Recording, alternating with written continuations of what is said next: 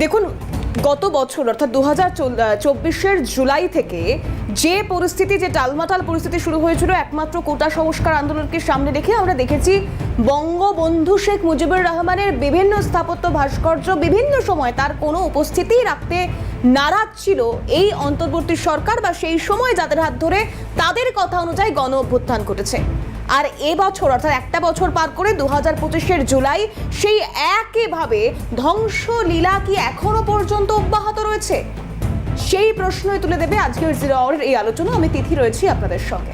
একদম জিরো আওয়ারে তিথির সঙ্গে রয়েছে আমি সৌমজিৎ। অবশ্যই তিথি যেমনটা বললো যে পর যেভাবে ধ্বংসলীলা চলছে, এবং কয়েকদিন আগে আমরা দেখতে পেয়েছিলাম যে রবীন্দ্রনাথ ঠাকুরের যে পৈতৃক ভিটে সেখানেও হামলা চলেছিল, যে মিউজিয়াম সেখানে হামলা চলেছিল, কি না একটা পার্কিং থেকে বচসা থেকে কেন্দ্র করে দু গোষ্ঠীর মধ্যে হাতাহাতি এবং মিউজিয়ামে ভাঙচুর চললো। এবং তারপরেই এবার জানা যাচ্ছে যে ময়মনসিংহে ভেঙে ফেলা হচ্ছে সত্যজিৎ রায়ের পৈতৃক বাড়ি। বাংলাদেশের শিশু একাডেমির ভবন হিসাবে ব্যবহৃত হতো এই বাড়ি। সেই খবর যে পেয়েই যখন এই খবর সামনে আসে তারপরেই উদ্বেগ প্রকাশ করেছেন এক্সপোস্টের মাধ্যমে মমতা বন্দ্যোপাধ্যায়, এবং কেন্দ্রীয় সরকারের হস্তক্ষেপের দাবি জানিয়েছেন। এবং পাশাপাশি বাংলাদেশের সরকার, এই মুহূর্তে যে অন্তর্বর্তী সরকার দায়িত্বে রয়েছে, তারা যাতে এই স্মৃতি বিজড়িত বাড়ি, যেটা ঐতিহাসিক একটি বাড়ি, সেই বাড়ি যাতে ভেঙে ফেলা না হয় তার জন্য কিন্তু আবেদন জানিয়েছেন সরকারের কাছে, বাংলাদেশের সরকারের কাছে, এবং কেন্দ্রীয় সরকার যাতে এই বিষয়টা হস্তক্ষেপ করে সে বিষয়ে কেন্দ্রীয় সরকারের কাছে আবেদন। এবং তারপরেই কেন্দ্রীয় সরকার তড়িঘড়ি বাংলাদেশ সরকারকে এই মুহূর্তে একটা বার্তাও দিয়েছে যে এই মুহূর্তে এই যে সিদ্ধান্ত নেওয়া হয়েছে সেটা যেন তারা আবারও পুনর্বিবেচনা করে। একদম। এবং এর পাশাপাশি একটা বিষয় জেনে রাখা ভীষণ গুরুত্বপূর্ণ, যে এই যে শিশু একাডেমির কথা আমরা বলছি বা সত্যজিৎ রায়ের পৈতৃক বাড়ির কথা বলছি, দেখুন সত্যজিৎ রায়ের এই পৈতৃক বাড়ি তার শিশু একাডেমি ভবন করা হয়েছিল, এবং এই বাড়ির অবস্থান হচ্ছে ময়মনসিংহের হরিকিশোর রায় রোডে। এই হরিকিশোর রায়, যিনি সত্যজিৎ রায়, উপেন্দ্র কিশোর রায়, সুকুমার রায় এদের পূর্বপুরুষ। আর এই হরিকিশোর রায় রোডের এই বাড়ি 1989 সালে তার শিশু একাডেমি ভবন হিসেবে কাজ শুরু করে। আবার যেমনটা জানা যাচ্ছে, বাংলাদেশেরই প্রথম সারির সংবাদ সংস্থাগুলির তরফ থেকে যেমনটা জানা যাচ্ছে, তাতে 2007 সাল থেকে এই বাড়িতে কোনো রকম কোনো কার্যক্রম হতো না। এবার শিশু একাডেমি চাইছে এই বাড়িটি একদম ভেঙে ফেলে বহুতল নির্মাণ করে, তাদের নির্দিষ্ট কিছু পরিকল্পনা রয়েছে। কিন্তু সৌমজিৎ, এখান থেকেই প্রশ্ন, বহুতল নির্মাণ করবার জন্য অনেক ফাঁকা জমি পড়ে থাকে, কিন্তু এই স্মৃতি বিজড়িত ঐতিহাসিক বা যা রক্ষণাবেক্ষণ করলে, সংস্কার করলে এক বাঙালির বা নব জাগরণের ধারক ও বাহকদের এই যে পৈতৃক সম্পত্তি তা রক্ষা করা যেত, সেই বার্তাই কিন্তু দিয়েছেন এক্সপোস্টে মুখ্যমন্ত্রী মমতা বন্দ্যোপাধ্যায়। সেই পোস্টে এই মুহূর্তে আপনাদেরকে দেখাচ্ছি, এবং খুব উল্লেখযোগ্যভাবে তিনি উল্লেখ করেছেন যে এই সংবাদ অত্যন্ত দুঃখের। রায় পরিবার বাংলার সংস্কৃতির অন্যতম ধারক ও বাহক, উপেন্দ্র কিশোর বাংলার নবজাগরণের একজন স্তম্ভ। তাই আমি মনে করি এই বাড়ি বাংলার সাংস্কৃতিক ইতিহাসের সঙ্গে অঙ্গাঙ্গিভাবে জড়িত। পাশাপাশি তিনি আরো লিখেছেন, আমি বাংলাদেশ সরকার ও এই দেশের সমস্ত শুভবুদ্ধি সম্পন্ন মানুষের কাছে আবেদন করব এই ঐতিহ্যশালী বাড়িটিকে রক্ষা করার জন্য ভারত সরকার বিষয়টিতে নজর দিন। এই এক্সপোস্টে এমনই বার্তা দেন মমতা বন্দ্যোপাধ্যায়। এবং তারপরে কেন্দ্রীয় সরকার তারা কিন্তু ইতিমধ্যেই এই যে সিদ্ধান্ত, সেই সিদ্ধান্ত পুনর্বিবেচনার একটা আর্জি জানিয়েছে বাংলাদেশ অন্তর্বর্তী সরকারের কাছে। কারণ তিথি যেমনটা বললো যে শিশু ভবন তৈরি করার জন্য এখন এই মুহূর্তে যে সিদ্ধান্ত হয়েছে তার জন্য তো অনেক ফাঁকা জায়গা পড়ে রয়েছে, তাহলে হঠাৎ সত্যজিৎ রায়ের বাড়ি কেন, এই পৈতৃক ভিটেই কেন সেখানে চিহ্নিত করা হলো, এবং সেখানেই এই শিশু ভবন তৈরি করার জন্য এই মুহূর্তে সিদ্ধান্ত নেওয়া হয়েছে? অন্যান্য জায়গাও তো রয়েছে, বারবার এই সমস্ত জায়গাগুলোই কেন টার্গেট করা হচ্ছে? কখনো রবীন্দ্রনাথ ঠাকুরের বাড়ি, পৈতৃক বাড়ি, বা কখনো সত্যজিৎ রায়ের এই পৈতৃক ভিটে, এই সমস্ত জায়গাগুলো কেন বারবার এরকম চিহ্নিত করা হচ্ছে, বা সেগুলিতে অন্য কোনো পরিকল্পনা থাকছে, বা বিভিন্ন রকম যে ঘটনাগুলো সামনে আসছে এটা কেন বারবার হচ্ছে? এই প্রশ্ন কিন্তু থেকে যাচ্ছে। এবং তারপরেই ইতিমধ্যে আমরা দেখতে পেয়েছি যে একদমই সৌমজিৎ, এখান থেকে যে বিষয় নিয়ে আমরা কথা বলছিলাম, বিশিষ্ট কবি সুবোধ সরকার রয়েছেন এই মুহূর্তে আমাদের সঙ্গে টেলিফোন লাইনে। সুবোধ বাবু, যে বিষয় অর্থাৎ সত্যজিৎ রায়ের পৈতৃক বাড়ি ময়মনসিংহে, সেই বাড়ি ভেঙে ফেলার কাজ শুরু করা হয়েছে, মুখ্যমন্ত্রী উদ্বেগ প্রকাশ করেছেন। ভারত সরকার চাইছে যদি সংস্কার করা হয়, যার সাহায্য লাগবে ভারত সরকার করবে, কিন্তু বাংলাদেশে আস্তে আস্তে বাঙালির ঐতিহ্য তা ধ্বংসলীলায় পরিণত হচ্ছে। ধ্বংস করতে করতে করতে এই ভাঙতে ভাঙতে ভাঙতে ওরা কোথায় চলেছেন, আর কত কি ভাঙবেন? এই ভাঙার কাজটা তো আসলে সম্পূর্ণ একটা ভারত ঘৃণা থেকে জন্ম নিয়েছে। তাদের মধ্যে এমন একটা ভারত ঘৃণা, যে ভারতবর্ষ তাদেরকে বাঁচিয়েছিল একদিন, যে ভারতবর্ষ তাদের মুখে অন্ন দিয়েছিল একদিন, যে ভারতবর্ষ তাদের তৃষ্ণায় জল মুখে এগিয়ে দিয়েছে, সেই ভারতকে এত বড় শত্রু বানাতে পারে কেউ, এ প্রায় কল্পনার অতীত। তারা সত্যজিৎ রায়ের পৈতৃক, সেখানেও অত্যাচার, সেখানেও ভাঙন, সেখানেও ধ্বংসলীলায় মেতে উঠছেন তারা। এ বড় ভয়ঙ্কর দৃশ্য, একটার পর একটা এইসব দৃশ্য আমাদের দেখতে হচ্ছে, চোখে জল চলে আসে।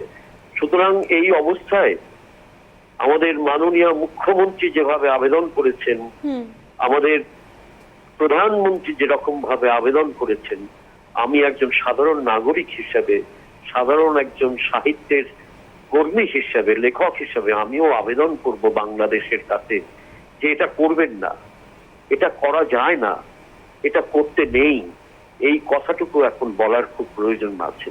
আমার মনে হয় আমি সমস্ত কবি লেখকদের পক্ষ থেকে আবেদন জানাই যে আপনারা এই কাজ থেকে বিরত থাকুন, এই ধ্বংসলীলায় আর মেতে উঠবেন না। অনেক ধন্যবাদ জানাবো আপনাকে। কবি সুবোধ সরকার কথা বলছিলাম তার সঙ্গে। একবার এই জায়গায় আমরা আরেকটু আলোচনা এগিয়ে নিয়ে যাওয়ার চেষ্টা করব। তিথি আমাদের সঙ্গে এই মুহূর্তে রয়েছেন, আমাদের সঙ্গে অতিথি যোগ দিয়েছেন, রয়েছেন অধ্যাপক রাজা গোপালধর চক্রবর্তী। আপনাকে এই মুহূর্তে যে বিষয়ে আমরা আলোচনা করছি, যে দেখুন বারবার বাংলাদেশে যে ঘটনাগুলি ঘটছে, কখনো রবীন্দ্রনাথ ঠাকুর বা কখনো সত্যজিৎ রায় তার পৈতৃক ভিটে, এবার সেখানে টার্গেট, এবার সেখানে বহুতল নির্মাণের একটা সিদ্ধান্ত হয়েছে, শিশু ভবন তৈরির জন্য একটা চিন্তাভাবনা চলছে। কিভাবে দেখছেন বিষয়গুলিকে? হ্যাঁ, দেখুন যে ধ্বংসলীলা সুবোধদা যেটা বলছিলেন খুবই সত্যি কথা, যে ধ্বংসলীলা বাংলাদেশে শুরু হয়েছে, তারা নিজেদের ঐতিহ্যটাই ভুলে যাচ্ছে। সত্যজিৎ রায় ভারতীয় নন, হিন্দু নন, উনি সারা পৃথিবীর একটা প্রতীক। যতদিন পৃথিবীতে সিনেমা বলে একটা জিনিস বেঁচে থাকবে, যতদিন সাহিত্য বেঁচে থাকবে, সত্যজিতের পরিবার বেঁচে থাকবে, তার বাবা সুকুমার রায় এবং উপেন্দ্রকিশোর রায়চৌধুরী, তাদের যে যে সম্মান সারা বাঙালি শুধু না সারা বিশ্ব করে, সেকেও ভুলতে পারে না। এটা বাংলাদেশের গর্ব ছিল। যে বাড়িটা ভেঙে ফেলছে, আমার তো চোখের জল আসে, যে বাড়িটা ভেঙে ফেলছে সেটা তো বাংলাদেশের একটা ঐতিহ্য হতে পারতো। হ্যাঁ, দেশ বিদেশ থেকে টুরিস্ট আসতো সত্যজিতের বাড়ি দেখতে, কিন্তু ওরা ভেঙে ফেলে কি আনন্দ পাচ্ছে আমি জানি না। তো আমার মনে আছে, আমি যখন প্রথম বাংলাদেশে যাই, যশোরে গেছিলাম, কেননা সেটা আমার মাতামহের বাড়ি ছিল। সেখানে গিয়ে কিন্তু অবাক হয়েছি যে অবশ্য অনেকদিন আগেকার কথা, মাইকেল মধুসূদনের যে বাড়ি আছে সেটা কিন্তু আমি দেখলাম সাগরদাঁড়িতে ওরা সুন্দরভাবে সাজিয়েছিল। আমি ভাবছিলাম যে সেই সময় যে বাংলাদেশ বোধহয় আমাদের বাংলা সংস্কৃতি সাহিত্যকে ওরাই বুঝি রক্ষা করবে, কিন্তু আজকের আপনারা যেটা দেখাচ্ছেন তাতে রবীন্দ্রনাথের ভিটে যেটা ভাঙা হয়েছে, বা যে ওরা ভাবছে রবীন্দ্রনাথ সত্যজিৎ বুঝি ভারতীয় প্রতীক।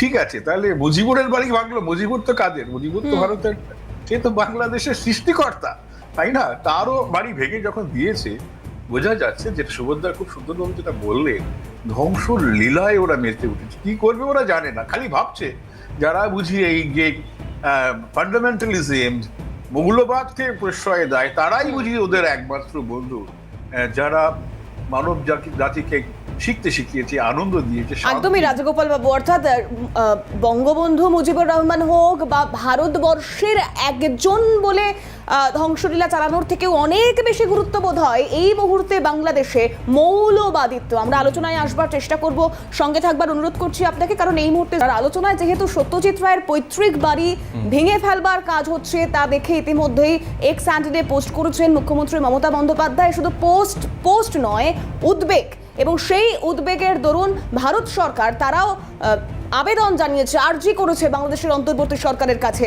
যেন তা ভেঙে ফেলা না হয়, প্রয়োজনে সংস্কার করা হোক। সাহায্য চাইলে ভারত সরকার করবে, কারণ বাংলার বাঙালির এই ধারক বাহক নবজাগরণের অন্যতম স্তম্ভ, তাদের এই পৈতৃক ভিটে ধ্বংস করে দেওয়ার যে খেলায় বাংলাদেশের অন্তর্বর্তী সরকার মেতে উঠেছে। এখান থেকে রাজগোপাল বাবু যে প্রশ্নটা বা যে উত্তরটা থেকে আপনি শেষ করেছেন, সেখান থেকেই আমি শুরু করব, যে মৌলবাদিত্ব এতটাই এই মুহূর্তে দাঁড়িয়ে আধিক্য রয়েছে বাংলাদেশে, যে বাংলা বাঙালি সমস্ত কিছু চুরমার করে দেওয়া অন্যতম লক্ষ্য? হ্যাঁ, দেখুন, মানে বাংলাদেশ খেয়াল রাখতে হবে, রাষ্ট্রটা সৃষ্টি হয়েছিল ভাষা ভিত্তিক। পৃথিবীর মধ্যে প্রথম একটা দেশ যেটা ভাষার মানে ভাষা জাতীয়তাবাদ, বুঝেছে? এর আগে তো নানান ধরনের জাতীয়তাবাদ হয়েছে। তো আমাদের ভারতের মধ্যে কোনো ভাষা জাতীয়তাবোধ নেই, বাংলাদেশ প্রথম ভাষা জাতীয়। ভাষা দিয়ে একটা দেশকে মানে একত্রবদ্ধ ঐক্যবদ্ধ করা যায়, সেটা বাংলাদেশে দেখি। আমরা গর্ব অনুভব করছিলাম বাঙালি হিসেবে যে ওরা কি সুন্দরভাবে বাংলা ভাষাকে নিয়ে গেছে। এবং ওদের বিভিন্নবার কেউ দেখি যারা বাংলা ভাষায় কথা বলছে, ইংলিশ শব্দের কোনো প্রচলন নেই। আমাকে সত্যি খুব মানে আমাকে ভীষণ আনন্দ দিয়েছিল। এবং বাংলাদেশে শেখ হাসিনার সময় যে উন্নয়ন হচ্ছিল সেটা দেখার মতো। কিন্তু হঠাৎ কারোর মনে হলো এই উন্নয়ন থেকে বাংলাদেশকে চলে আসা দরকার, এবং সেটা আসতে গেলে একেবারে মৌলবাদের আশ্রয়টা নিতে হবে। এবং সেটা দেখলাম যেভাবে যে নানান শক্তি, বিদেশি শক্তি তো কাজ করেছে, পয়সা দিয়েছে, অর্থ দিয়েছে, অস্ত্র দিয়েছে, এবং তার ফলেই ছাত্রদের নাম করে একটা ধ্বংসাশ্রয়ী আন্দোলন শুরু হয়ে গেল। এবং সেই আন্দোলনে আমরা দেখলাম যে কি ধরনের অবস্থা, বাংলাদেশকে কি করে পেছনে নিয়ে যাওয়া যায়। যে বাংলাদেশ এগিয়ে চলছিল, সে আমরা দেখলাম যে লিস্ট ডেভেলপ কান্ট্রি থেকে তার উত্তরণ করছিল। এটা একটা দেখার মতো। মেয়েদের শিক্ষার হার বাংলাদেশের আমাদের ভারতের থেকে বেশি ছিল, মাতৃত্ব যে মৃত্যুর হার সেটাও বাংলাদেশে অনেক সুন্দর, অনেক ভালো জায়গা ভারতের থেকে। কিন্তু যাই হোক, যে জায়গায় নিয়ে যাওয়ার চেষ্টা করছে, ওরা মনে করছে যে ধর্মের ভিত্তি করে যদি একটা দেশ হয়, এবং ঠিক অসুবিধা কিছু নেই, ধর্মের যে মূল কথা, যে শান্তির কথা, তার ভিত্তি করে যদি তারা দেশ তৈরি করতে পারে, অসুবিধে কিছু নেই। কিন্তু না, মৌলবাদ মানে আমার ধর্মটাই ভালো আর সবার খারাপ, এবং সবাইকেই শাস্তি পেতে হবে, দেশ ছাড়তে হবে, ধর্মান্তরিত করতে হবে। এই যে উগ্র ভাবনা চারিদিকে ছড়িয়ে গেছে, অসহায় হিন্দুদের যারা হচ্ছে সেখানে সংখ্যালঘু, তাদের একের পর এক আক্রমণ করেছে। তারা বিটে মারি ছেড়ে যে যেখানে পাচ্ছে পালিয়ে যাচ্ছে, লুকিয়ে রয়েছে। এই এক মানে অদ্ভুত জায়গা। আমরা তারপরে দেখলাম যে একের পর এক তারা ভাঙলো। আমাদের যখন ইন্ডিয়ান কালচারাল সেন্টারটা করে দেওয়া হয়েছিল বাংলাদেশ, বিশাল ব্যাপার ছিল, কত ঐতিহ্য, মানে যুদ্ধের কত ঐতিহ্য সেখানে রাখা হয়েছে, মুক্তিযুদ্ধের কত ঐতিহ্য রাখা, সব ভেঙে চুরমার, বুঝতে পারছি। তারপরে তো বঙ্গভবন ভাঙলো, তারপরে তো এখন দেখা যাচ্ছে রবীন্দ্রনাথের বাড়ি, এবারে সত্যজিতের বাড়ি। আমি জানি না যশোরের সাগরদাড়িতে যে মাইকেল মধুসূদনের যে বাড়ি সুন্দর ধরে সাজে, সেটাও হয়তো একদিন ভেঙে দেবে। ও তো বোধ হয় মুসলমান না, ওকে ভেঙে দাও, এই হয়তো ভাবনা হতে পারে। এইটা ভাবনা যে আসবে না তা নয়, কিন্তু আমি জানি না। বাংলাদেশে আমি মাইকেল মধুসূদনের বাড়িতে গিয়ে প্রচুর মুসলমানকে দেখেছিলাম যারা মেঘনাথ বধ কাব্য মানে মুখস্থ মতো বলে যাচ্ছে। সে প্রমিলার কথা যেভাবে ব্যাখ্যা করছে, আমি অবাক হয়েছি। এপার বাংলা হয়তো অনেক কিছু সেভাবে করে না, কিন্তু বাংলাদেশের সেই মানুষগুলো গেল কোথায়? আমার অবাক লাগছে। সত্যজিতের বাড়ি যখন ভাঙা হচ্ছে, সেই সমস্ত মুক্তমনা মানুষকে একটাও পসিবল না, এইভাবে ভেঙে দেওয়া হলো, গুঁড়িয়ে দেওয়া হলো। ঠিক আছে, এরপরে যদি ওদের শুভবুদ্ধি ঘটে যে না নতুন করে কিছু করবো, শুনলাম যে ওখানে নাকি শিশু একাডেমি হবে, শিশু একাডেমি নাকি হবে, সেখানে শিশুদের কিছু হবে, শিশুদের নাম করে বদমাইশি করবে অন্য বয়সের লোকেরা, সে তো সবাই আমরা জানি। কিন্তু ভারত সরকার জানিয়েছিল ভেঙো না, একটা বিরাট জিনিস, তোমরা ভেঙো না, তোমরা বুঝতে পারছো না কি তোমরা ভাঙছো, আমরা হেল্প করতে রাজি আছি, যা তোমরা করবে কি, হ্যাঁ আমরা রাজি আছি। সত্যজিতের নামটা যদি তোমরা বাঁচিয়ে রাখো, সে বাড়িটা আমরা রক্ষা করবো, আমাদের মুখ্যমন্ত্রী বলেছে। অর্থাৎ তাহলে রাজাগোপাল বাবু, এই যে পরপর যে ঘটনাগুলি সামনে আসছে, তাহলে এখন যে বিষয়টা, যে প্রশ্নটা বড় হয়ে উঠছে, তাহলে বাংলাদেশে এখন নিজেদেরই ইতিহাসটাকে কোনোভাবে মুছে ফেলার চেষ্টা চলছে। হ্যাঁ, ওরা সেটাই তো করতে চাইছে। ওদের যে গণতন্ত্র, ওদের যে স্বাধীনতা আমরা দেখেছিলাম যে 71 সালে সেটা পেয়েছিল, 72 সংবিধান তারা পেয়েছিল, সেইগুলোকেই তারা অস্বীকার করতে চাইছে। যে দেশ তার নিজের সৃষ্টিকে অস্বীকার করে, যে পাকিস্তান তাদের উপর যে অত্যাচার করেছিল, যে রাজাকাররা বাড়ি বাড়ি গিয়ে অত্যাচার করেছিল হিন্দু মুসলমান নির্বিশেষে, এখন ওরা সেই রাজাকারদের সঙ্গে মিত্রতা করতে চাইছে, সেই পাকিস্তানের সঙ্গে মিত্রতা করতে চাইছে।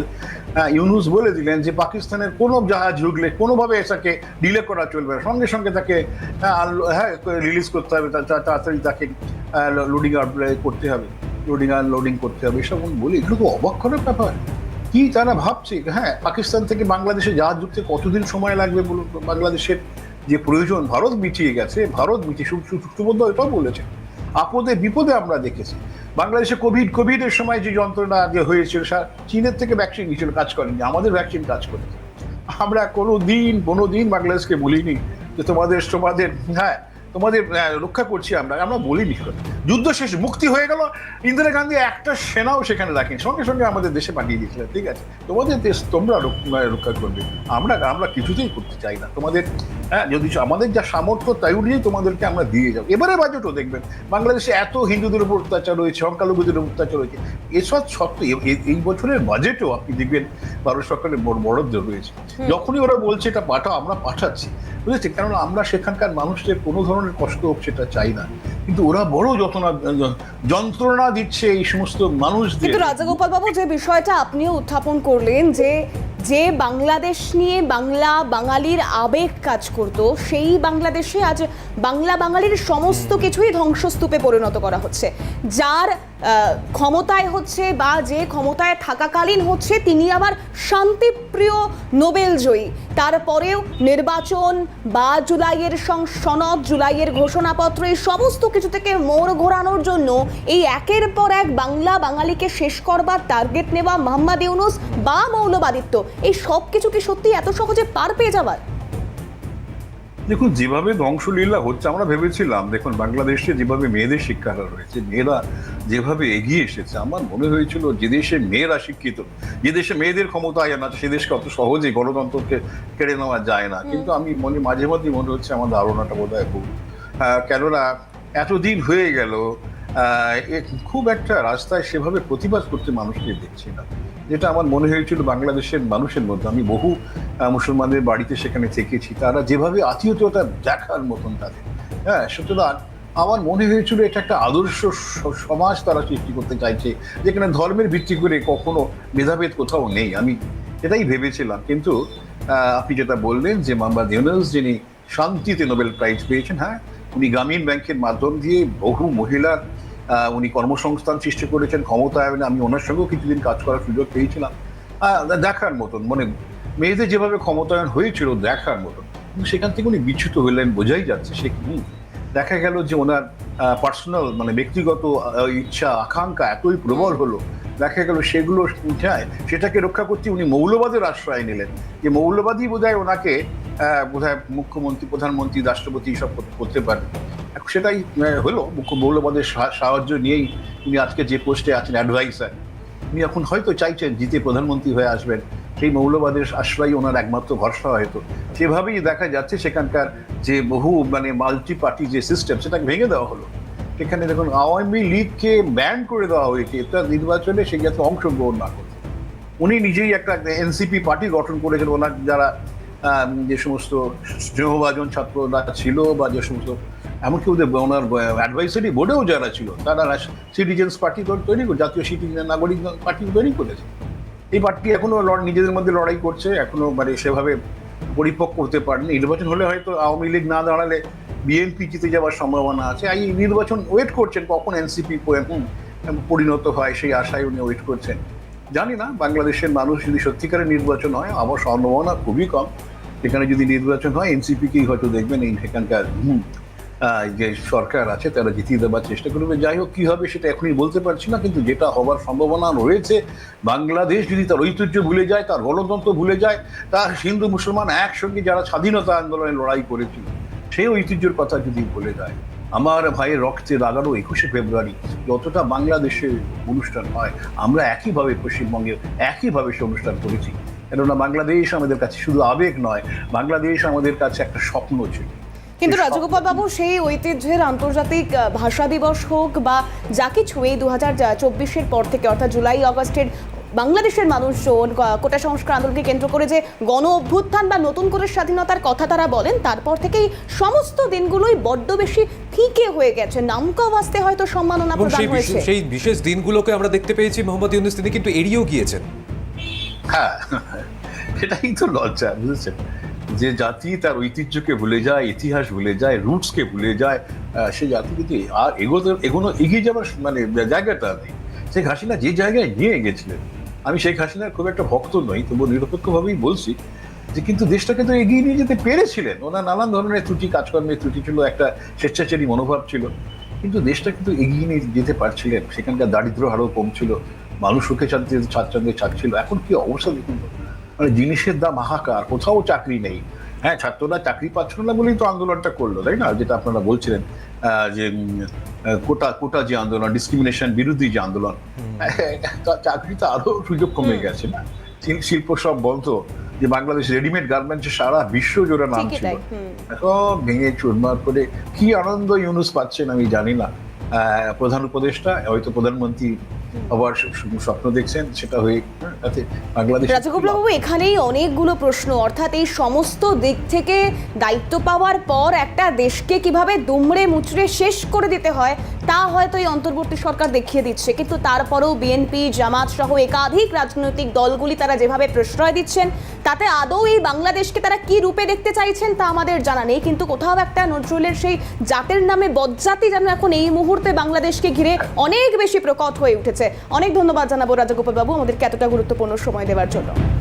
একবারে যেহেতু আজকে জিরো আওয়ারের আলোচনার সময় আমাদের শেষ হয়েছে, তাই অবশ্যই পরবর্তীতে এই যে ঘটনা যে ঘটছে এখন, সত্যজিৎ রায়ের এই যে পৈতৃক ভিটে যেভাবে ভেঙে ফেলা হচ্ছিল, পরবর্তীতে এই সিদ্ধান্ত পুনর্বিবেচনা হয় কিনা, যে আহ্বান যেটা করা হয়েছে যে আমাদের সরকার পাশে রয়েছে, যদি অন্য কোনো সিদ্ধান্ত নেওয়া যায় এটাকে ইতিমধ্যেই যে সংরক্ষণের কাজ সেটা যাতে করা যায়, সে বিষয়ে কি সিদ্ধান্ত নেয় বাংলাদেশ আমরা নজর